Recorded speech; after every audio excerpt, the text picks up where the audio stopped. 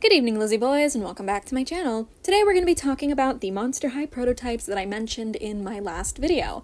In case you didn't watch it, basically in my last video we talked about a bunch of hairstyling samples that used hand-painted heads, and it was really interesting to see, like, the hand-painted heads paired with either the wigs or the rooted hair, like, hairstyles? That's the best way to say it, I guess. But today we've got more to talk about from G3, as well as some from G1 that I missed. There were two pre-production heads for Draculaura and Frankie that I somehow forgot to include. I also wanted to talk about a new G3 character that has been floating around online for a while, but I haven't had the chance to talk about her. I just haven't included her in a video, so we're gonna do that now. So if you guys are cool with that, down with that, let us begin. So these heads are interesting to me because they seem to use both a combination of either hand-painted skin, hand-painted faces, or in some cases they are like a factory head but with, you know, like a hand-painted face. Though, what I was meaning to say before I interrupted myself in the middle of the sentence there for some reason, was that some of these heads are resin samples. And when they're resin, they have to use a wig because obviously the head is made of resin. It's rock solid, you can't really root hair into that. There are actually a number of known resin samples. I've seen one of Honey, I've seen one of Marisol. There are some others, I think, floating around out there, but those are the two that I can always remember off the top of my head as existing. So this Draculaura head seems to use a hand-painted face in some way, just because her face looks different from the factory version. I don't know if it's just the hair contributing to that, but something about her face looks different. I could be wrong though, and this might be just a standard head, but regardless, it's cool to see the hairstyle in progress. This one is definitely a resin head. You can tell that the doll is in fact wearing a wig, just because of the way it doesn't perfectly line up on the sides with her hairline. So this is a resin head and rooting / wig sample for the Fear Leading Draculaura that was in the Cool Spirit 6-pack. I think she's interesting. Again, the face is just so significantly different from something like this, for example, which is way more similar to how her factory face-up ended up being. She just looks very different here. And, yeah, there isn't too much to say about her. But again, it's really cool to see, like, samples like this. And again, I could be wrong about her being a resin head, but just based on the fact she's wearing a wig, it makes me think she most likely is one. But again, feel free to correct me if I'm wrong. Another Draculaura sample, don't worry, we're getting to Toralei soon, I just have to get these out of the way, is this Monster Ball version of her. So it looks like initially she was going to have a very different hairstyle, where she kind of had like two twisted buns paired with like, kind of like the bump, you know, like that hair bump, similar to what she had on Sweet 1600, on top of the two twists. It's more intricate, and I gotta say, I don't like it as much as the final hairstyle, which I'm not even that big a fan of her regular final hairstyle, so, you know, just yapping. And again, the face is significantly different from how her standard face and the doll's final face ended up turning out. I would have actually really liked her to have this screening. Something about it is really charming. I think it's the dark makeup, like the dark eye makeup paired with like the light lip color. I like the contrast of it. I don't know, her eyes look different here too. If anything, it kind of reminds me more of, what is it called? The Gorganizer Draculaura. Because Gorganizer Draculaura, let's be honest, has a very different style to her face than any other Draculaura release from G3. I don't know why, I don't think it's a factory variation. I think that's just the way they designed her face. And it seems like this doll kind of has a more similar look to her face to that doll.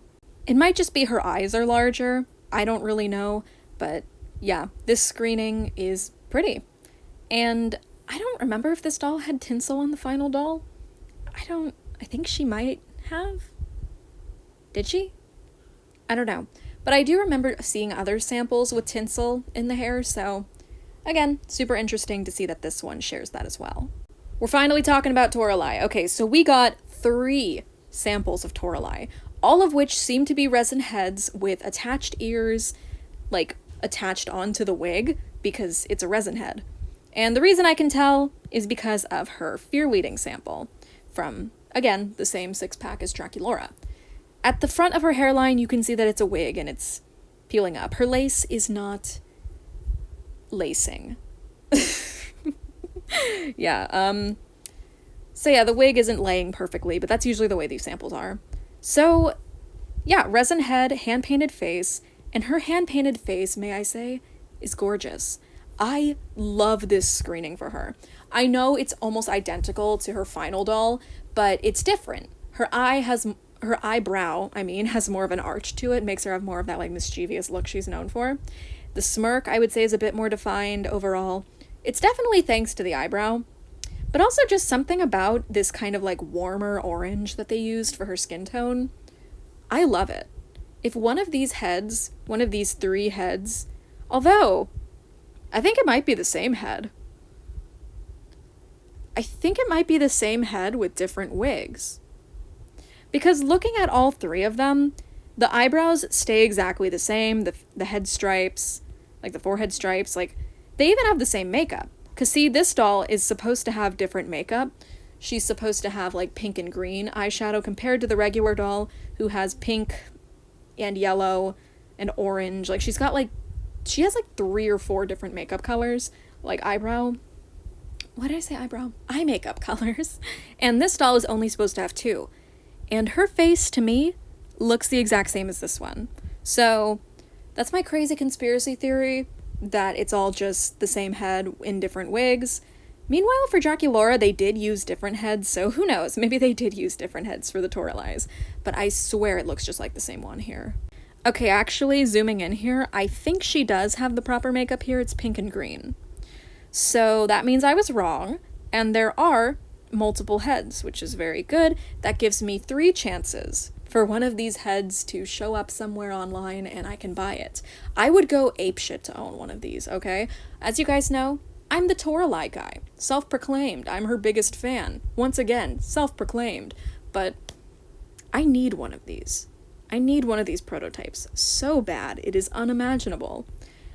I did also want to say that the bob looks really good here. Like, it's obvious they knew how to style her hair. They had an idea in mind. So again, it does make the decision to give her long hair on her first doll just a bit more confusing, but I've come around to it. I'm okay with Toralei having long hair. It happened in G1. When people say, oh, why does Toralei have long hair in G3? You know, it always just reminds me, nobody really said that during G1. I don't know. During G1, Toralei got several dolls with long hair. You know, ghouls, like there was Ghoul Sports, there was Freak Du Chic, Power Ghouls. Power Ghouls was her 3rd doll. That was Toralei's 3rd doll ever, and they immediately gave her long hair. And Coffin Bean also has longer hair. So it's not unheard of. Also, her only G2 doll, Garden Ghouls, once again, long hair. And her Great Scarier Reef doll. Yeah, a lot of long-haired Toraleis. I do like that G1 would give her, like, variety, though. You know, like, she would get dolls that have the short hair and dolls that have the long hair. So far, G3 out of her 5? Yeah, 5. Toralei has 5 releases in G3. So far, 2 of them have short hair and 3 have long, so it does look like they're keeping up the variety, but currently they're leaning more in the direction of the long hair. I think that they're going to continue to give her short-haired and long-haired dolls going forward, so it doesn't really bother me. Can you guys tell who my favorite character is? Jesus Christ, I just spent like 10 minutes talking about her hair length. Another prototype that surfaced is this Laguna. It seems, in my opinion, to be her Skulltimate Secrets 1 doll, just based on the blue lips. So this doll has a hand-painted face that looks different from the final doll. The blue lipstick is the same, the eye makeup looks pretty similar, but the eyebrows are a darker shade of blue, which I have to say goes well with her face. I like it. The crimped hair is definitely the standout here. I do wish that if this face was for the first wave of Skulltimate Secrets, I do wish that the crimped hair had been used. It's just really pretty. It looks good on her. Maybe they didn't to differentiate her from Claudine, who also had crimped hair. I don't know, but this looks nice. So I would say it's a loss, but it's not like we can't crimp her hair ourselves, you know? So I don't know. But regardless, this is a super pretty prototype, and I'm glad we got to see it. And finally, the Creep Production heads that I forgot to talk about yesterday. Again, these do appear to in some way possibly be hand painted. I can't tell for sure. To me, these do just look like styling samples. Like, it looks like the factory produced face, but I'm not 100% sure. That's how Draculaura looks to me, at least. Frankie, on the other hand, does appear slightly more hand-painted, just because of how drastically different her face looks to the pre-production. Like, this is the one with the final hairstyle that they went for, because they gave Frankie more of a hair bump on the final pre-production release. I don't know why, because Frankie's bump was always flat on the original dolls. You know, like, there was like a slight little bump, but the hair was for the most part pretty flat up against her head, compared to the pre-production having like a bigger, like, poof. Again, though, I don't know, these, people said these were hand-painted, and that's why I'm covering them, but personally, they don't look that hand-painted to me. I could be wrong, though. Sometimes the paint job is so smooth you can't even tell, so yeah. If people are saying these are hand-painted, then they are.